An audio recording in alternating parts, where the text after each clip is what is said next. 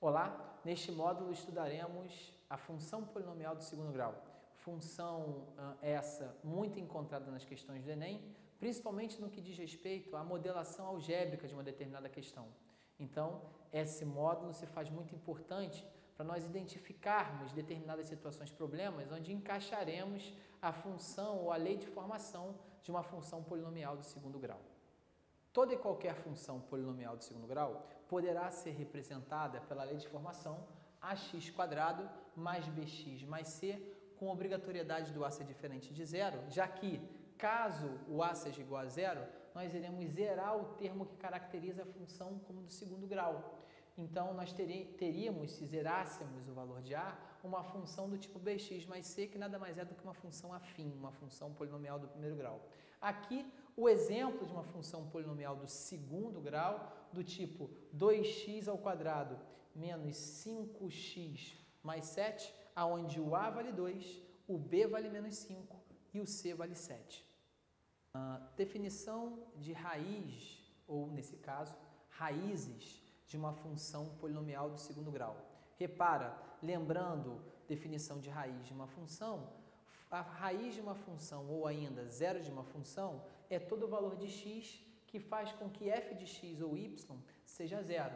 Então, já que o meu objetivo é zerar a função f de x, ou seja, para que f de x seja zero, os valores de x, 4 e 3, serão justamente as raízes dessa função, ou seja, os valores de x que tornam f de x ou y zero. Então, repara, para x igual a 4, eu teria 4 ao quadrado 16, 16 mais 12, 28, menos 7 vezes 4, menos 28, dá zero. Portanto, x1 valendo 4 seria a primeira raiz. Ao passo que, para x2 igual a 3, eu teria 3 ao quadrado, 9, 9 mais 12, 21, 3 vezes 7, 21, então 9 mais 12, 21, menos 21, também zerou a função. Logo, as duas raízes, 4 e 3, são valores que fazem com que f de x seja um valor nulo, seja um valor, portanto, igual a zero.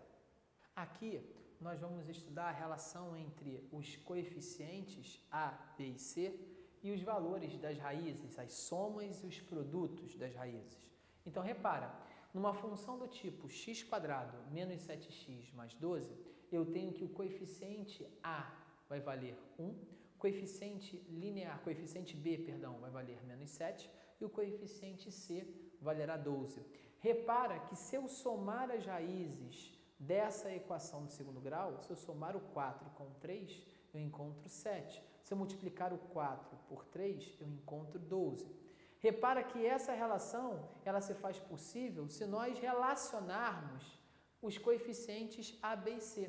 Repara que se eu somar x1 com x2, eu posso dizer que x1 com x2, a soma, é menos b sobre a. Repara como isso fica certo. Menos o b menos 7, sobre a. Menos com menos dá mais, 7 sobre 1 dá 7, que é a soma das raízes. Ao passo que o produto 12, no caso 3 vezes 4, ele vai ser exatamente igual à razão entre c sobre a. O c vale 12 e o a vale 1.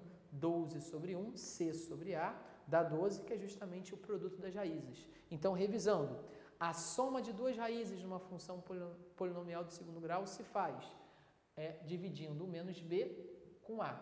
E o produto das raízes, c sobre a. O gráfico que irá representar uma função polinomial do segundo grau é definido como parábola.